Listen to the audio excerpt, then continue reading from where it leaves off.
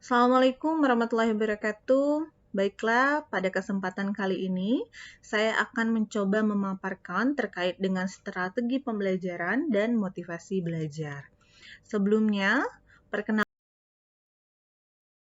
nama saya Fitria dan saat ini saya merupakan dosen di Prodi Sistem dan Teknologi Informasi BRI Institute. Sebelumnya saya mengampu atau pernah mengambil pendidikan di S1 Sistem Informasi Universitas Telkom dan juga saya pernah mengampu di prodi tersebut dan kemudian saya melanjutkan pendidikan saya di S2 Informatika di Bandung juga di Institut Teknologi Bandung. Mungkin sedikit quote dari saya di sini yaitu 2021 tahun penuh tantangan, semangat untuk menaklukkan semua tantangan hingga garis finish gitu ya. Jadi di sini kita coba buka lembaran baru di tahun 2022 dengan mencoba untuk melihat strategi pembelajaran itu apa dan motivasi belajar itu bagaimana sehingga nantinya di sini rekan-rekan sekalian dapat merumuskan strategi pembelajaran yang terbaik dan juga dapat memberikan motivasi belajar lebih baik lagi kepada anak didik kita sekalian, begitu. Secara outline untuk materi saya hari ini yaitu yang pertama akan terkait dengan strategi pembelajaran di perguruan tinggi khususnya. Kemudian yang kedua itu terkait dengan motivasi belajar di perguruan tinggi khususnya.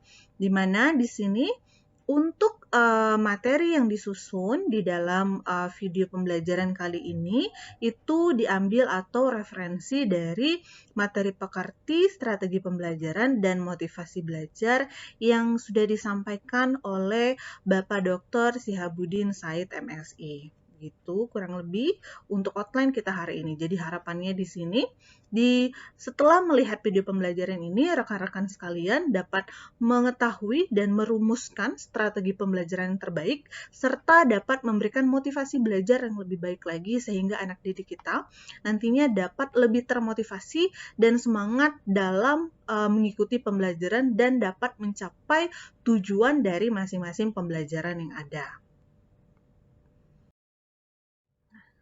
Sebelum kita mengetahui atau merumuskan strategi pembelajaran, kita harus tahu terlebih dahulu strategi pembelajaran itu apa sih, gitu ya. Jadi, jika kita sudah tahu dari definisinya apa, nantinya kita akan terbayang hal apa yang harus kita lakukan dalam melakukan perumusan strategi pembelajaran. Nah, di sini ada beberapa definisi berkaitan dengan strategi pembelajaran. Yang pertama itu adalah dari Dick and Carey tahun 2012 menyatakan bahwa strategi pembelajaran itu adalah komponen utama dari suatu rangkaian materi dan prosedur pembelajaran yang akan digunakan secara bersama-sama oleh dosen atau pendidik dan mahasiswa atau peserta didik selama proses pembelajaran berlangsung. Jadi, strategi pembelajaran ini itu meliputi hal yang harus dilakukan oleh dosen dan juga peserta. Jadi tidak hanya satu pihak, tapi harus kedua belah pihak begitu ya sehingga kita dapat mencapai tujuan dari pembelajaran tersebut. Kemudian juga ada definisi lain itu dari Suparman, di mana di sini menyatakan bahwa strategi pembelajaran itu merupakan gabungan dari beberapa rangkaian kegiatan. Jadi, memang strategi pembelajaran itu adalah kegiatan atau cara untuk mengorganisasikan materi pelajaran, bahan, peralatan dan juga waktu yang digunakan untuk proses pembelajaran dalam mencapai tujuan kegiatan pembelajaran. Jadi di sini strategi pembelajaran ini kegiatan yang memang sudah kita atur sedemikian rupa sehingga kita dapat mengoptimalkan, mengintegrasikan mahasiswa, bahan, peralatan, dan waktu yang ada sehingga semua entitas, khususnya mahasiswa di sini, itu dapat mencapai pembelajaran atau tujuan dari pembelajaran tersebut. Seperti itu. Kemudian, kenapa sih kita harus tahu strategi pembelajaran yang baik? Jadi apa sih pentingnya? Pentingnya strategi pembelajaran itu ada beberapa hal. Yang pertama itu strategi pembelajaran itu memberikan rumusan acuan kegiatan pembelajaran. Bapak Ibu sekalian mungkin ngeh tidak, kenapa sih mahasiswanya cepat bosan? Kenapa sih mahasiswa kita tidak mengerti atau tidak memahami materi yang kita sampaikan? Jangan-jangan kita tidak memberikan rumusan atau acuan kegiatan sehingga mahasiswa tidak memiliki gambaran tentang apa yang akan dia pelajari dan apa yang akan ia capai. Seperti itu. Kemudian pentingnya strategi pembelajaran itu untuk mencapai tujuan pembelajaran, menarik minat belajar peserta didik, memotivasi, mendorong, menggerakkan, membimbing, dan mengarahkan peserta didik. Kenapa? Karena peserta didik kita sudah mengetahui terkait dengan tujuan pembelajaran yang akan kita capai melalui strategi pembelajaran ini, sehingga mereka semua nantinya dapat memetakan kira-kira untuk capaian ini nanti saya harus buat strategi seperti apa, seperti itu. Nah, kemudian karakteristik dari proses pembelajaran. Jadi dalam kita membuat atau merumuskan strategi pembelajaran, kita juga harus mengetahui karakteristik proses pembelajaran itu seperti apa sih. Yang pertama itu adalah interaktif. Jadi proses pembelajaran itu harus interaktif, harus memiliki dua arah, jangan hanya satu arah. Nah, ini juga menjadi tantangan kita di era digital saat ini. Dengan adanya perkuliahan online, di sini dosen harus benar-benar membuat strategi pembelajaran yang efektif dan dapat disukai oleh mahasiswa dan dapat interaktif, sehingga nantinya peserta didik itu dapat lebih memahami dan tertarik terkait dengan pembelajaran yang sedang kita coba untuk pelajari, seperti itu. Kemudian harus inspiratif. Kenapa? Karena saat ini kebanyakan millennials itu kalau mempelajari sesuatu itu terkadang mereka suka terilhami oleh sesuatu. Nah, oleh sebab itu kita harus bisa memberikan strategi pembelajaran di mana proses pembelajaran yang akan kita sampaikan ini menjadi sesuatu yang inspiratif sehingga membuat mahasiswa menjadi tertarik terkait dengan pembelajaran tersebut. Dan yang ketiga tentunya penyampaian yang disampaikan itu harus menyenangkan. Terkadang kita terpacu oleh waktu, terpacu oleh materi atau konten materi yang sangat banyak. Tapi itu menyampingkan kita terkait dengan hal yang menyenangkan. Bapak Ibu mungkin harus diingat apa?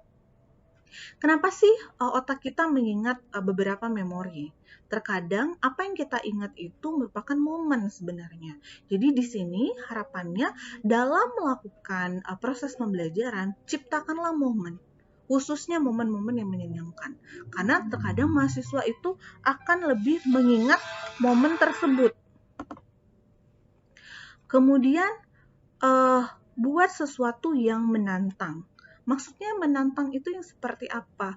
Terkadang mahasiswa atau milenial khususnya itu suka dengan hal-hal challenge kayak gitu ya.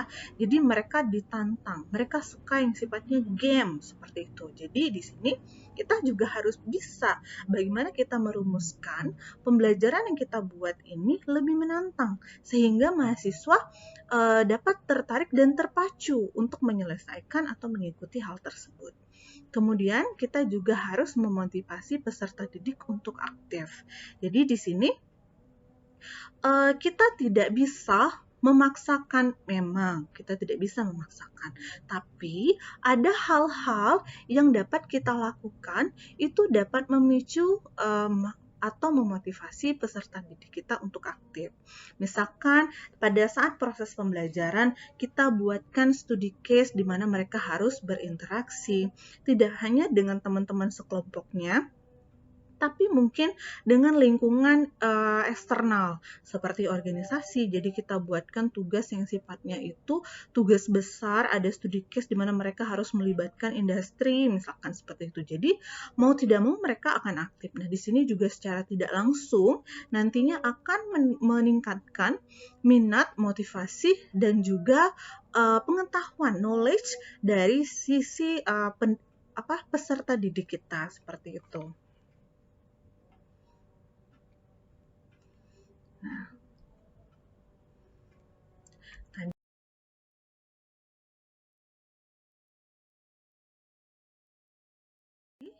uh, terkait dengan strategi pembelajaran, kita tadi sudah ketahui bahwa strategi pembelajaran itu merupakan rencana kegiatan yang disusun agar tujuan dari pembelajaran kita itu menjadi tercapai secara efektif dan juga efisien. Di sini, dalam pembelajaran, kita juga bisa menggunakan metode pembelajaran dan pendekatan pembelajaran. Jadi, metode pembelajaran di sini ada banyak yang dapat Ibu Bapak sekalian gunakan.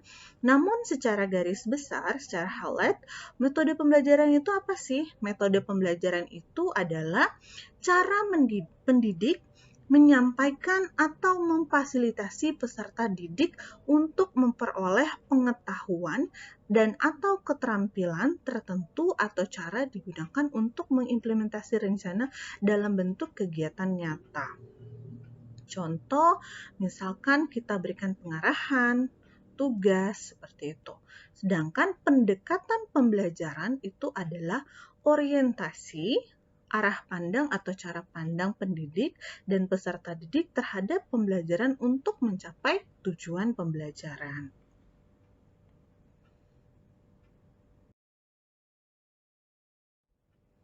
Nah, di sini ada macam-macam strategi pembelajaran yang dapat kita gunakan atau yang dapat kita implementasikan.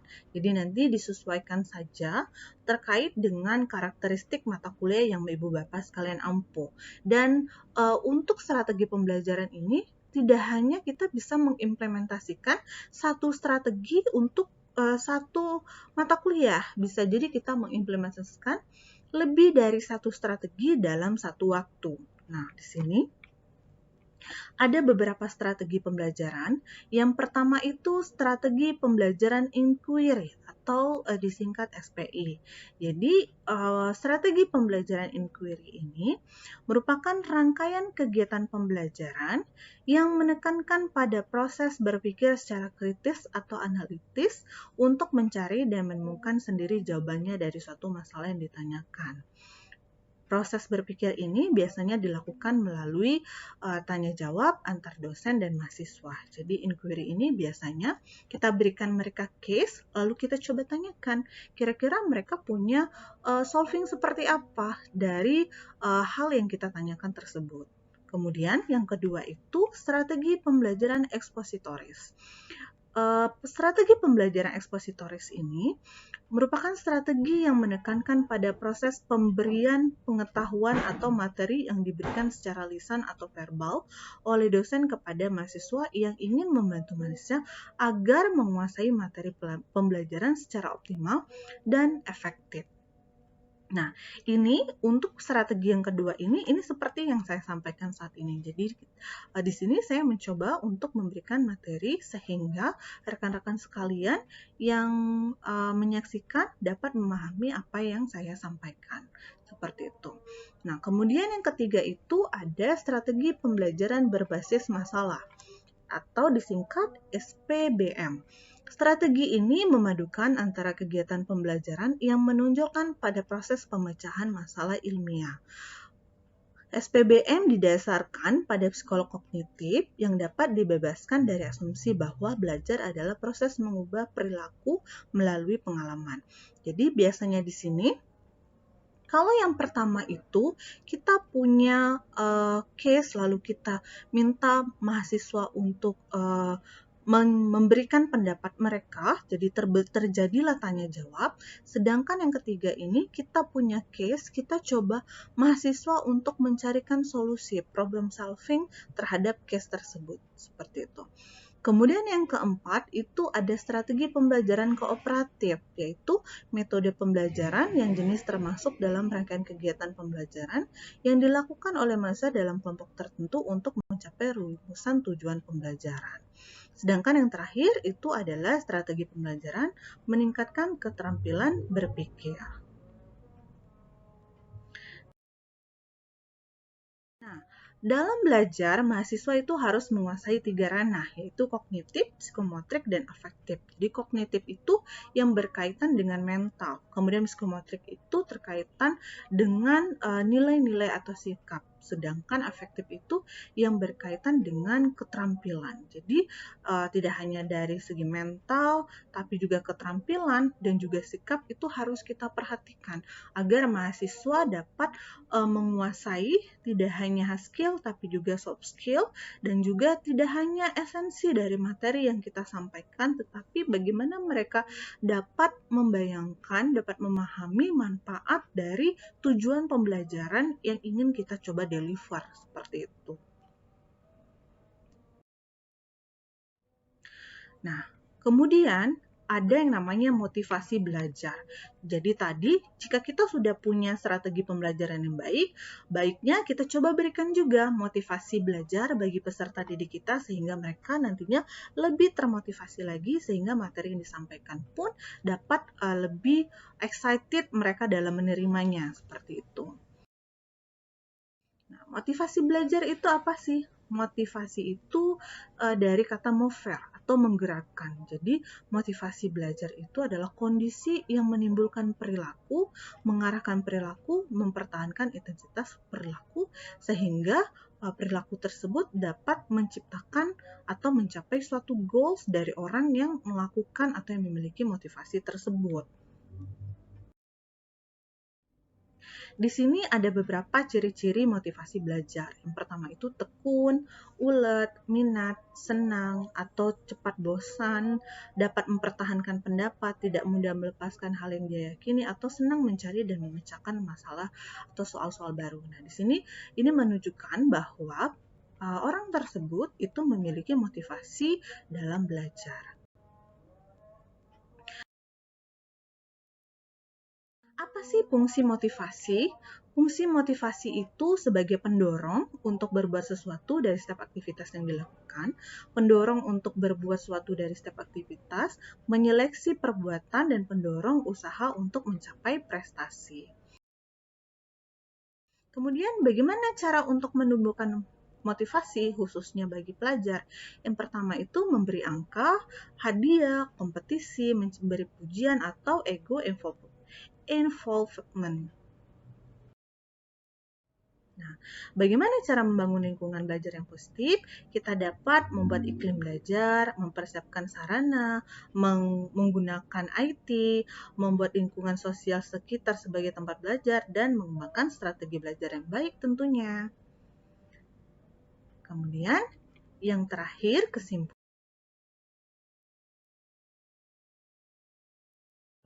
Motivasi itu disesuaikan dengan kondisi, bidang, dan tingkat kesulitan dihadapi peserta didik, kemampuan yang dimilikinya, dan tujuan yang ingin dicapai. Jadi Bapak Ibu sekalian, ketika kita sudah memiliki strategi pembelajaran yang baik, ada baiknya kita juga harus menciptakan motivasi belajar yang baik bagi mahasiswa kita, sehingga baik itu dosen maupun peserta didik itu dapat mencapai capaian pembelajaran yang kita ingin capai bersama, sehingga semua pihak dapat mencapai capaian pembelajaran tersebut. Baik, mungkin itu yang bisa saya sampaikan pada kesempatan kali ini. Terima kasih sebelumnya. Mohon maaf apabila ada salah-salah kata dan hilaf. Saya cukupkan, saya tutup. Terima kasih. Assalamualaikum warahmatullahi wabarakatuh.